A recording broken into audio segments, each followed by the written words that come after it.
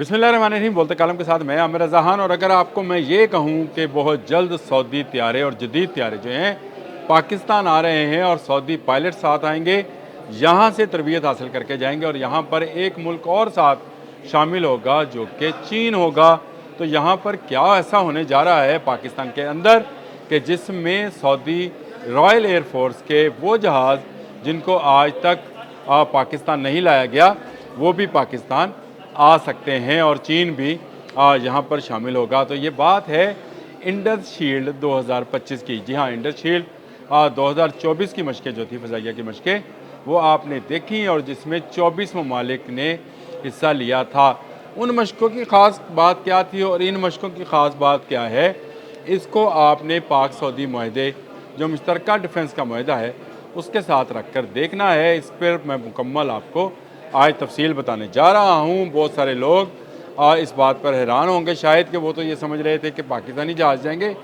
बिल्कुल जाएंगे, हरमैन शरफ़ैन। लेकिन हर साल पाकिस्तान की फ़ज़ाइया जो है एक ऐसी मशक़ों का इनकाद करती है जहाँ पर तमाम दोस्त एयरफोर्सेज जो हैं वो मिलकर ऐसी हिकमत अमली बनाते हैं जैसे जंग में होती है। एक दूसरे के साजो सामान को देखा जाता है, एक दूसरे के प्लानिंग ऑफ वॉर को समझा जाता है। बहुत सारी वहाँ पे क्लासेस होती हैं, बहुत सारे वहाँ पे अमली मुजाहरे जो हैं किए जाते हैं। 2024 में 24 ममालिक ने इसमें शिरकत की थी। कहते हैं तो मैं आपको उनके नाम भी बता देता हूँ जी। पाकिस्तान एक था, मिस्र, तुर्की, सऊदी अरब, आज़रबाईजान, बहरीन, बांग्लादेश, चीन, जर्मनी, इंडोनेशिया, ईरान, इराक, उर्दन, तंजानिया, मलावी, मलेशिया, मराकश, ओमान, रोमानिया, जनूबी अफ्रीका, श्रीलंका, मुत्तहदा अरब अमारात, जिम्बाब्वे और कतर। ये ममालिक थे जिन्होंने पाकिस्तान के इंडस शील्ड के नाम से होने वाली फ़िज़ाई मशक़ों में हिस्सा लिया था। और इसमें एक ख़ास बात ये थी कि चीन और पाकिस्तान ने अलग से भी कुछ एक्सरसाइज का जो था वो एहतमाम किया था। सरफराज रफ़ीकी एयरबेस के ऊपर अगर आपको याद हो तो चीन का जो है J-16 जहाज़ पहली मरतबा पाकिस्तान आया था। इसके अलावा जो इलेक्ट्रिक वारफेयर में जो रडार्स और ईसा रडार्स और जहाज़ J-10C ने भी उसमें हिस्सा लिया था और JF-17 थंडर ब्लॉक 3 ने भी चीन के साथ अलग से जो मशक़ें थी उनमें हिस्सा लिया था। और इन मशक़ों में ज़रूरी नहीं है कि तमाम एयर फोर्सेस के जो हैं वो जहाज़ ही आते हैं जी, लेकिन चंद ममालिक आते हैं। बाकी जो हैं वो उनके नुमाइंदे वफूद आते हैं, आपस में इन वफूद का तबादला ख्याल होता है, स्ट्रेटजी पर बात की जाती है, एक दूसरे को समझने की कोशिश की जाती है। तो यूँ पाक फ़ज़ाइया हर साल एक बड़ी मशक़ का एहतमाम करता है और इस साल जो है 2025 को ये मशक़ें दोबारा होनी हैं। और इसमें इन मशक़ों की ख़ास बात यह होगी कि इसमें सऊदी रॉयल एयरफोर्स के जहाज़ भी हिस्सा लेंगे। यानी उनके पास आपको पता है कि F-15 ईगल जो कि जदीद तरीन अमेरिकन जहाज़ है वो मौजूद है। फिर टाइफून उनके पास यूरोपियन जहाज़ मौजूद है। इसके अलावा उनके पास एवॉक्स तैयारे हैं, वो भी सऊदी अरब के पास हैं। और जिस तरह से गए बरस चीन के साथ अलग से सरफराज रफ़ीकी एयरबेस पर मशक़ें हुई थी, इम्कान इसका है कि इस साल भी कुछ ऐसी मशक़ें चीन के साथ की जाएंगी जिनमें शायद J-35 जो है उसको भी डिस्प्ले किया जाएगा और सऊदी अरब भी उसका हिस्सा होगा। इस बात का कभी इम्कान है। इस वक्त धूम मची हुई है, हर तरफ इस बात का कहा जा रहा है क्योंकि पाकिस्तान और सऊदी अरब एक ऐसे मुआहदे में बन चुके हैं जिसके तहत स्ट्रेटजिकली उन दोनों की टेक्नोलॉजी और दोनों की जो महारत है जंगी लिहाज से उसको एक होना है। और उसको एक कैसे होना है, इसके लिए अलग से मशक़ों का एहतमाम भी किया जाएगा।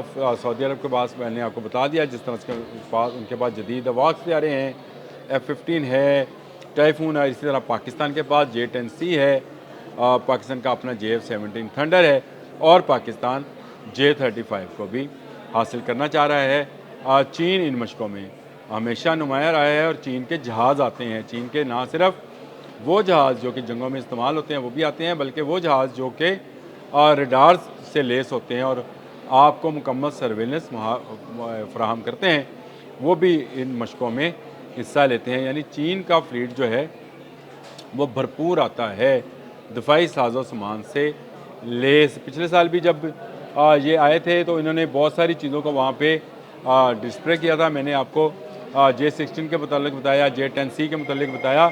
इसके अलावा HQ-22, HQ-9 का आपने सुना होगा था, ये एयर डिफेंस सिस्टम है, लेकिन इन मशकों में जो HQ-22 यानी उससे 2 जनरेशन ऊपर का एयर डिफेंस सिस्टम जो था उसको भी इस्तेमाल किया गया था। फिर YTG-9 था, KG-500 था, ये मिज़ाइल हैं। फिर आपके पास बहुत सारे जो PL-15 और इस तरह के थे बियॉन्ड विजन मिज़ाइल्स, उनको भी इस्तेमाल करने का जो था वो तरीक़ाकार देखा गया था और दोनों तरफ से महारतों का तबादला हुआ था, यानी हमारे शाहीन और चाइनीज़ पायलट्स का। और इसी तरह के महारतों का तबादला अब सऊदी अरब के साथ होना है, क्योंकि सऊदी अरब हमसे एक अटूट रिश्ते के साथ जुड़ चुका है और कतर भी हमसे जुड़ना चाह रहा है, ख़ासकर हमारी फ़ज़ाइया के साथ। कल मैंने इस हवाले से JF-17 थंडर का आपको बताया था, जिसके बारे में ये ख़बरें हैं कि उसका एक स्क्वाड्रन जो है कतर में जाएगा।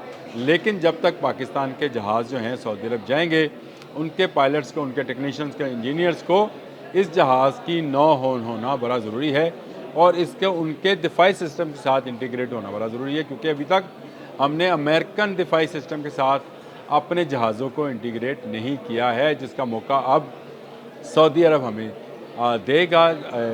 हमारी इंडस शील्ड 2025 में इस इंडस शील्ड का इनेकाद कब किया जाएगा, कहाँ पर यह होंगी, इसके बारे में तफसीलात अभी पाकिस्तान एयरफोर्स ने जारी नहीं की, लेकिन आहिस्ता आहिस्ता माहौल बनना शुरू हो गया है मुख्तलिफ ट्विटर अकाउंट्स के अंदर इन फ़ज़ाई मशकों को लेकर। ट्विटर अकाउंट्स के अलावा भी डिफेंस पोस्ट की जो एक चैनल है उस पर तो इसका भी इजहार कर दिया गया है कि सऊदी जहाज़ जो हैं वो आएंगे। इसी तरह जो ट्विटर अकाउंट्स हैं उनके मैं तस्वीरें भी साथ लगा देता हूँ, जिसमें ये कहा गया है कि पाक सऊदी मुश्तरका फ़ज़ाई मशकें, लेकिन मेरा अपना है कि ये मुश्तरका फ़ज़ाई मशकें इंडस शील्ड 2025 के बैनर तले ही होंगी। लेकिन जिस तरह से सरफराज रफ़ीकी एयरबेस पर एक अलग से पाक चाइना एक्सरसाइज हुई थी, फ़ज़ाई एक्सरसाइज, उसी तरह अब सऊदी अरब के साथ भी अलग से भी फ़ज़ाई मशक़ें जो हैं उनको तरतीब दिया जा सकता है, जिसका फ़ायदा पाकिस्तान से ज़्यादा सऊदी अरब को होगा और इसके साथ साथ चाइना को भी होगा कि उसको अमेरिकन टेक्नोलॉजी अमलन देखने को मिलेगी। ये बड़ा एक अहम मुआहदा है। एवं ही चीखां नहीं निकल रही इंडिया दियाँ, इसराइल दियाँ, कि इस मुआहदे के तहत अब पाकिस्तान और सऊदी अरब का डिफेंस एक हो चुका है, दोनों की फ़ज़ा एक हो चुकी है और दोनों की फ़ज़ाओं में उड़ने वाले शाहीन एक हो चुके हैं और इन मशकों के बाद महारत भी एक हो जाएगी। यानी पाकिस्तान को सऊदी जहाज़ों के हवाले से बहुत सारी मालूमात जो हैं जो कि दरकार होती हैं जंगी हिकमत अमली के लिए, वो मिल जाएंगी।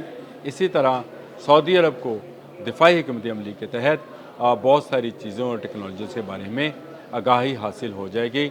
इसलिए मैं कहता हूँ कि ये पाक सऊदी दिफाई माहिदा उम्मत मुसलमान के लिए है, सिर्फ़ 2 मुल्कों के लिए नहीं है। अब तक के लिए इतना ही। अल्लाह हाफ़िज़।